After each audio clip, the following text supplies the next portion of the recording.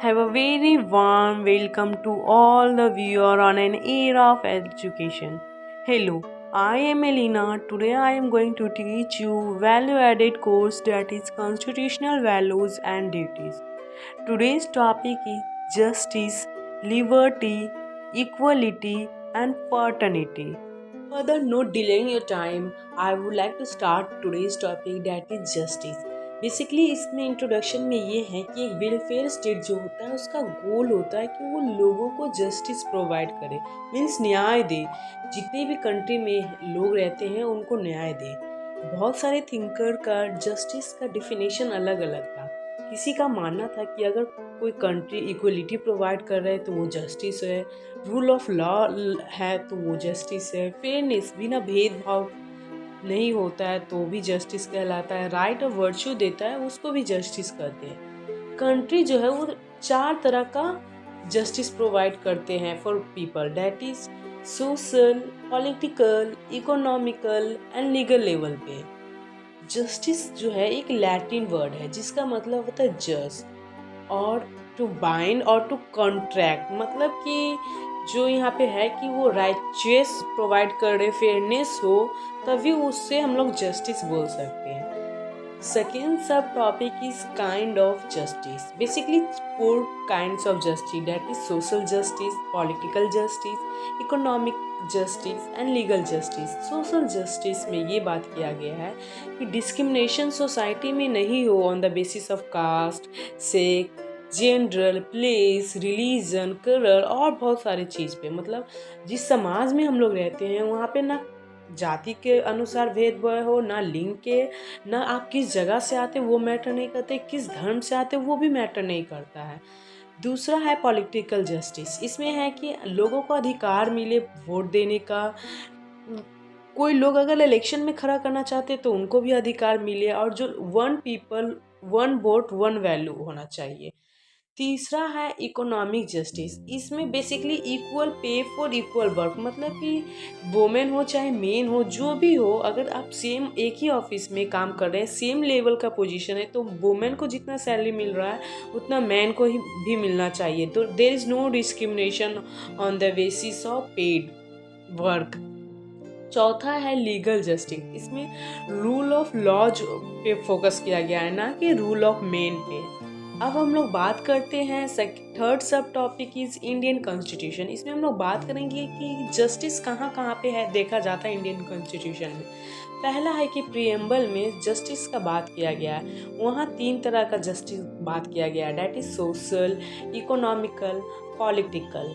और आर्टिकल 12 से 35 के बीच में पार्ट 3 में आता है, उसमें भी जस्टिस का बात किया गया है, जो कि फंडामेंटल राइट है, लोगों का मौलिक अधिकार क्या है उस पर बात किया गया है। इस topic is liberty. Democratic country में right to liberty means right to freedom होना चाहिए। लिबर्टी जो है एक लैटिन वर्ड है जिसका मतलब है freedom from restriction.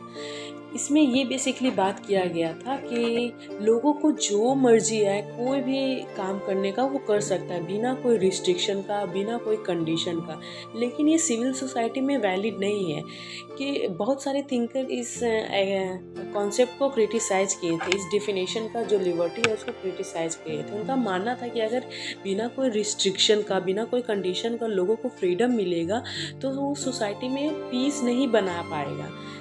Next sub topic is aspect of liberty. There is 2 aspect. That first one is negative aspect, second one is positive. Negative में यही बात किया गया कि आपको लिबर्टी मिला हुआ है, आपको फ्रीडम मिला हुआ, बिना कोई रिस्ट्रिक्शन का, बिना कोई कंडीशन का, आपको जो मर्जी है वो कर सकते हैं। पॉजिटिव एस्पेक्ट में है कि आपको फ्रीडम तो है लेकिन आपको वो फ्रीडम कॉमन पीपल को दिया गया है, सारे लोगों को वही फ्रीडम मिला हुआ, हर एक इंडिविजुअल को सेम फ्रीडम मिला हुआ है। मतलब कि आपको सब चीज़ करने का अधिकार है, लेकिन आपको दिमाग में ये रखना होगा कि आप जो कर रहे हैं वो लोगों को नुकसान ना हो, उससे लोगों को नुकसान ना पहुँचे। नेक्स्ट सब topic is feature of liberty. पहला फीचर ये है कि लिबर्टी का मतलब बिल्कुल नहीं कि एब्सेंस ऑफ रिस्ट्रिक्शन। दूसरा है कि रिस्ट्रिक्शन होना चाहिए लेकिन रैशनल रिस्ट्रिक्शन होना चाहिए, अच्छे वाले होना चाहिए, आपके हित के लिए रिस्ट्रिक्शन लगाया गया। डेवलपमेंट ऑफ रैशनैलिटी करता है। लिबर्टी जो है वो रेगुलेट किया जाता है लॉ के द्वारा। ये जो है डेमोक्रेटिव इसको अपहोल्ड करता है। दो एक्सपेक्ट है लिबर्टी का, that is negative and positive. It are given in society only, मतलब जो है ये सिर्फ समाज में लागू होगा। ये एक डायनेमिक कॉन्सेप्ट है और यूनिवर्सल कॉन्सेप्ट भी है। नेक्स्ट सब topic is types of liberty. पहला टाइप्स है नेचुरल लिबर्टी। इसमें है कि absence of restriction, complete liberty, unlimited. मतलब ये जो है निगेटिव एक्सपेक्ट का जो बात है वही इसमें नेचुरल लिबर्टी में बताया गया। वो जो है रोसियो जो थे उनके द्वारा लाया गया था नेचुरल लिबर्टी। तो बहुत सारे थिंकर लोग इसे क्रिटिसाइज किए थे। मोरल लिबर्टी है जो बेस्ड है पॉजिटिव एक्सपेक्ट, जो कि पॉजिटिव एक्सपेक्ट में था कि आपको राइट तो मिलेगी लेकिन कुछ रिस्ट्रिक्शन, कुछ कंडीशन है उसके साथ। दूसरा है सिविल लिबर्टी। इसमें है कि सारे लोग को है कानून के द्वारा रिकॉग्नाइज किया जाएगा। स्पीच आपको देने का अधिकार है, एक्सप्रेशन करने के लिए आपको अधिकार है, आप जो बिजनेस करना चाहते हो वो भी है। Freedom to follow any religion. Political liberty जो है बेस्ड ऑन, बिल्कुल ये डेमोक्रेसी लिबर्टी पे बेस्ड है, कॉन्स्टिट्यूशनल लिबर्टी पे बेस्ड है। इकोनॉमिक लिबर्टी, इसमें है कि आपको फ्रीडम मिलना चाहिए कि आप पैसे कमा सकें, और फिर राइट टू वर्क का भी चांस मिले आपको। राइट टू फॉर्म एसोसिएशन या फिर कोई ऑर्गेनाइजेशन बनाना चाहते हैं तो भी आपको अधिकार मिले। सोशल लिबर्टी में ये है कि आप जिस समाज में रहते हैं तो वहाँ पे कोई भेदभाव ना हो, कास्ट के बेस पे, सेक्स के बेस पे, जनरल के बेस पे।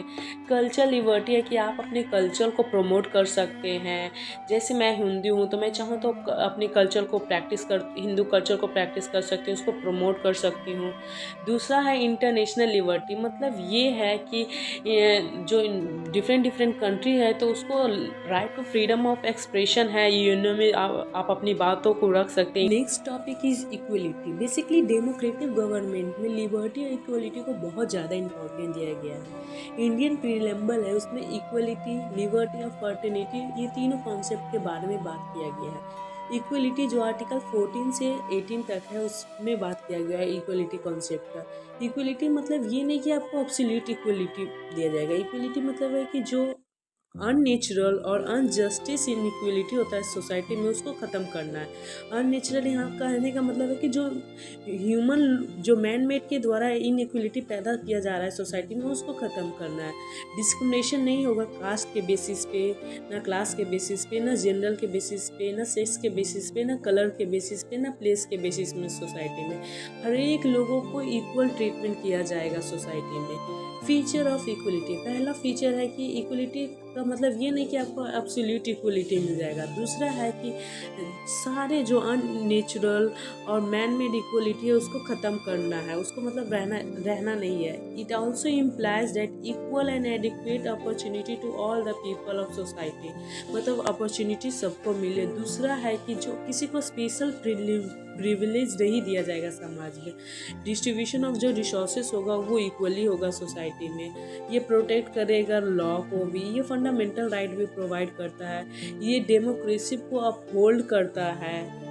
सेकेंड सब topic is kinds of equality. पहला काइंड है सोशल इक्वलिटी, मतलब समाज में ना ही जाति के बेस पे, ना ही कलर के बेस पे, ना ही सेक्स के बेस पे, ना ही जेंडर के बेस पे, ना ही प्लेस के बेसिस पे डिफ्रेंशिएशन हो, सबको इक्वल ट्रीटमेंट किया जाए। पॉलिटिकल इनइक्वलिटी मतलब कि हमको राइट है कि हम वोट दें। अगर मेरा ये 18 साल हो गया तो मुझे अधिकार है कि मैं वोट दूँ।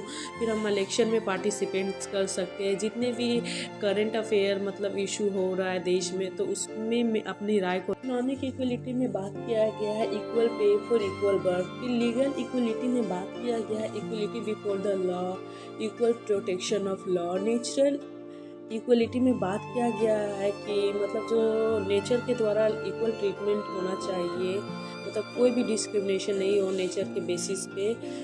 नेशनल इक्वलिटी में बात किया गया है कि हर एक कंट्री का अपना इम्पॉर्टेंट रोल है और हर एक कंट्री को यूएन में इक्वल ट्रीटमेंट किया जाए। लास्ट टॉपिक है फर्टिलिटी। ये बहुत छोटा टॉपिक है लेकिन बहुत ही इम्पोर्टेंट टॉपिक है। जो हम लोग पहले पढ़ रहे थे, जस्टिस, इक्वलिटी, लिबर्टी, वो तीनों चीज़ तभी पॉसिबल होगा जब फर्टिनिटी प्रैक्टिस होगा रियल लाइफ में। फर्टिनिटी जो है वो डिग्निटी, यूनिटी और इंटीग्रिटी को प्रमोट करता है। ये प्रमोट करता है the spirit of common brotherhood among all the people of India. मतलब हम लोग मिलजुल कर रहे, बंधुत्व की तरह रहे, भाईचारा की तरह रहे।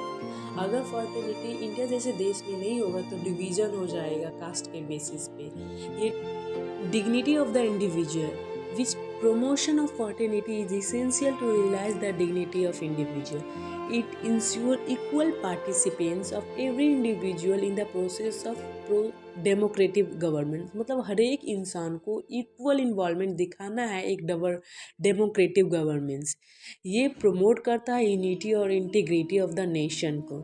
That's all, thank you, hope you all enjoy this video.